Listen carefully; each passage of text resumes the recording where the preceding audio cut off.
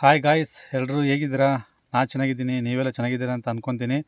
ಈ ದಿನದ ವಿಶೇಷ ಸಂಚಿಕೆಯಲ್ಲಿ ಪಾರ್ಟ್ 2 ಕಂಟಿನ್ಯೂ ಮಾಡೋಣ. ನಮ್ಮ ಜೊತೆ ಇದ್ದಾರೆ ಶ್ರೀಯುತ ನಿಸಾರ್ ಅವ್ರ ಜೊತೆ ಇದ್ದೀನಿ. ಬನ್ನಿ ಮಾತಾಡೋಣ. ನಮಸ್ಕಾರ ನಿಸಾರ್ ಅವರೇ. ನಮಸ್ತೆ. ಹೇಗಿತ್ತು ಈ ದಿನ? ಈ ದಿನ ಚೆನ್ನಾಗಿದೆ. ಓಕೆ. ಕಳೆದ ಒಂದು ಸಂಚಿಕೆಯಲ್ಲಿ ಮಾತಾಡಿದ ಹಾಗೆ ಈ ಸಂಚಿಕೆಯಲ್ಲಿ ಮತ್ತೆ ಅದನ್ನು ಮುಂದುವರಿಸ್ತಾ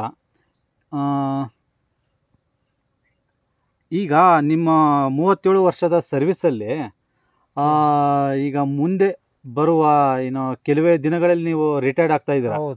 ಹೌದಾ? ಈಗ ಮುಂದೆ ಬರುವ ಒಂದು ಪೀಳಿಗೆ, ಹೊಸ ನ್ಯೂ ಜನ್ರೇಷನ್ ಯೂತ್ಸ್ಗೆ ಈ ಅರಣ್ಯವನ್ನು ಹೇಗೆ ಸಂರಕ್ಷಣೆ ಮಾಡಬೇಕು, ಈ ಅರಣ್ಯ ಒತ್ತುವರಿಯನ್ನು ಹೇಗೆ ಸಂರಕ್ಷಣೆ ಮಾಡಿ ಒತ್ತುವರಿ ಆಗದಂತೆ ನೋಡ್ಕೊಳ್ಬೇಕು, ಇದನ್ನೆಲ್ಲ ಹೇಗೆ ಪ್ರೊಟೆಕ್ಷನ್ ಮಾಡಬೇಕು ಅಂತ ನೀವು ಹೇಳಕ್ಕೆ ಬಯಸ್ತೀರಾ? ನಾವು ಜವಾಬ್ದಾರಿ ಇದ್ಬಿಟ್ರೆ ಪ್ರೊಟೆಕ್ಷನ್ ಆಟೋಮೆಟಿಕ್ ಆಗುತ್ತೆ. ಜವಾಬ್ದಾರಿ ಅಂದ್ರೆ ಒಂದು ಏನು ಗೊತ್ತಾ, ನಾವು ಸೊಡ್ಲ ಕೊಟ್ರೆ ಅವರು ಒತ್ತವರಿಗೆ ಅನುಕೂಲ ಆಗತ್ತೆ. ಅವರಿಗೆ ಸದ್ರ ಅಂದ್ರೆ ಜನಗಳಿಗೆ ನಾವು ಸದ್ರ ಕೊಡಬಾರ್ದು. ಏನು ಗೊತ್ತಾ, ಒಬ್ಬ ಒತ್ತವರಿ ಹೊಡೆದ ಅಂದ್ರೆ ಅಲ್ಲಿ ನಾವು ತಡೆ ಕಟ್ಟಬೇಕು. ಮೊನ್ನೆ ಎಲ್ಲ ನಾವು JCB ತಗೊಂಡು ಟ್ರೆಂಚ್ ಬಗ್ಸಿದ್ದೀವಿ. ಇವಾಗ ಹೆದರ್ತಾರೆ, ಯಾರು ಬರೋಕ್ ಚಾನ್ಸ್ ಇಲ್ಲ. ಅದು ಓಕೆ. ಮುಂದೆ ಬರೋರು ಅಂದ್ರೆ ವೀಕಗಳು ಯೂತ್ಸ್ ಬರೋರು ಅದೇ ರೀತಿ ಹಿಂದೆ ಏನ್ ಮಾಡ್ಕೊಂಡ್ ಬಂದಿವಿ, ಉಳಿಸ್ಕೊಂಡ್ ಬಂದಿವಿ ಕಾಡನ್ನ. ಅದನ್ನ ಕಂಟ್ರೋಲ್ ಮಾಡ್ಕೊಂಡು ಹೋದ್ರೆ ನಮಗೂ ಒಂದು ಮರ್ಯಾದೆ ಅನ್ನೋದೊಂದು ಇರತ್ತೆ. ಇಲ್ಲ ಅಂತಂದ್ರೆ ಹೈಯರ್ ಆಫೀಸರ್ ಬರ್ತಾರೆ, ಇದನ್ ಸರಿ ಇಲ್ಲ ಅಂತ ನೋಟಿಸ್ ಕೊಡ್ತಾರೆ, ಸಸ್ಪೆಂಡ್ ಮಾಡಲ್ಲ. ಸಣ್ಣ ಪುಟ್ಟಕ್ಕೆಲ್ಲ ದೊಡ್ಡ ಆಫೀಸರು ಮಾಡಲ್ಲ, ಅವರು ಬುದ್ಧಿವಂತರು ಮಾಡಲ್ಲ. ಆಕ್ಚುಲಿ ಮಾಡಲ್ಲ ಅವರು ಕಲ್ತಿರ್ತಾರೆ. ಹಿಂಗೆ ಮಾಡಿದ್ರೆ ಪಾಪ ಸಣ್ಣ ನೌಕರೇನು, ನನಗೆ ತೊಂದರೆ ಕೊಡಬಾರ್ದು ಅನ್ನೋ ಭಾವನೆ ಅವರಿಗೂ ಇರುತ್ತೆ. ಇಲ್ಲಿ ಕ್ಯಾಮ್ರಾ ನೋಡ್ಕೊಂಡು ಮಾತಾಡಿ, ಮೇಲ್ಗಡೆ ಭಾವನೆ ಅವರಿಗೂ ಇರುತ್ತೆ. ಆಗ ನಾವು ಅದನ್ನ ತಡೆ ಕಟ್ಟೋ ಜವಾಬ್ದಾರಿ ನಮ್ದು. ಇವಾಗ ಆಕಸ್ಮಿಕ ಒಂದು